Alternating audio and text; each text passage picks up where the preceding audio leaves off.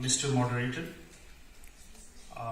learned speakers, commentators, luminaries, distinguished guests, ladies and gentlemen, a very good morning to you all. The title of my topic is Understanding Asian Civilizations Towards Building a Global Community with a Shared Future. While the American political scientist Samuel P. Huntington, in his 1996 book, The Clash of Civilizations, is making the world filled with a growing sense of apprehension that civilizations are on the verge of clashes, China heralds a new era of global community with a shared destiny for mankind. The current Chinese president and the country's paramount leader, Xi Jinping, makes us hope against hope by saying that the global community is increasingly becoming a community of shared future, and hence we need to look for ways of building closer cooperation among Asia and beyond by promoting mutual learning and community building for humankind. Asia, the largest and the most populous continent in the world, is a melting pot of civilizations and cultures. Many great and ancient civilizations have sprung from 5 regions of Asia: West Asia, East Asia, South Asia, Central Asia, and Southeast Asia.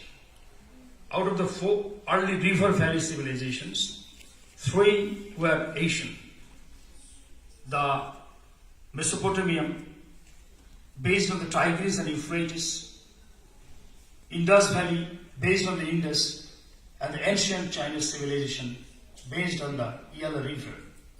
The key characteristic of Chinese civilization is that it is the oldest continuous civilization in the world.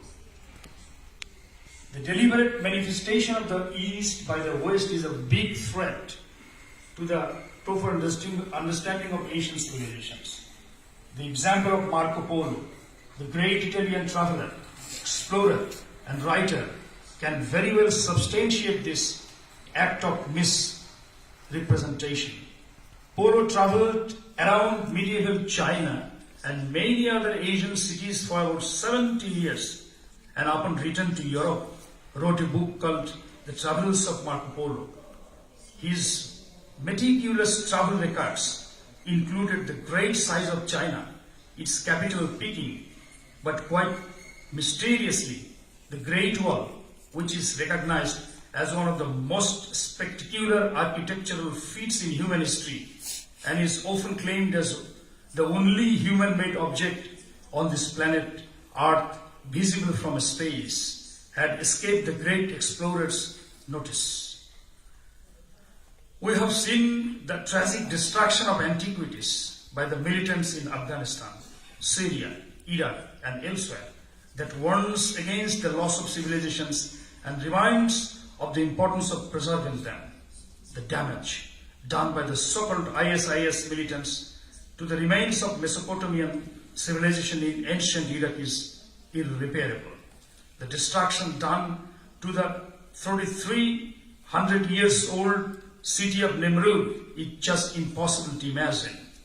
The Taliban destroyed the 2 world largest Buddha statues in Bamiyan, Afghanistan, constructed 14 centuries ago. Increasing religious intolerance, the majority-minority complex, and all forms of reactive radicalization prompted by the abnormal psychology of group dynamics, leading to religious militancy and racial supremacy, have become a constant threat to global peace and are hindering the process of building a global community with a shared destiny. We must address ourselves to this crisis in right earnest to build a global human society of religious tolerance and racial integration. In the new millennium, mankind is on the brink of a new revolution called the 4th Industrial Revolution. We have reached such a crossroads that may completely change the way we live, we work and we connect with each other. The fastest growing connectivity with unprecedented processing power, enormous storage capacity, unlimited access to information and emerging technology breakthroughs in the field of artificial intelligence, robotics, the Internet of Things, autonomous vehicles, 3D printing, nanotechnology, and quantum computing are real mind-blowing experiences. We have yet to fully understand how we will deal with such a transformation humankind has never ever experienced before. However, one thing is for sure, the response to the fourth industrial revolution must be very comprehensive, and we need to develop a coordinated approach to it at home and abroad. The International Forum on Mutual Learning among Asian Civilizations are building a community with a shared future for mankind can play a very significant role in this regard. As a Vice Chancellor of a Bangladeshi University, I do appreciate this great Beijing event and the benevolent attitude of the government and the people of China towards building a global community. Our Honorable Prime Minister, Sheikh Hasina, too, underlines the importance of a great regional connectivity and thereby the idea of a global community. Bangladesh always welcomes this sort of initiative with open arms. I am hoping that this Beijing conference would come out successful. I look forward to working with the Beijing International Forum for now and always. Long live Bangladesh-China relationship. CSA. Thank you. Our relations with Bangladesh has been very good for many years. But at the beginning of your talk, you mentioned the clash of civilization, which is a very hot topic at the moment for international relations. That leaves room for us to digest and discuss. Thank you.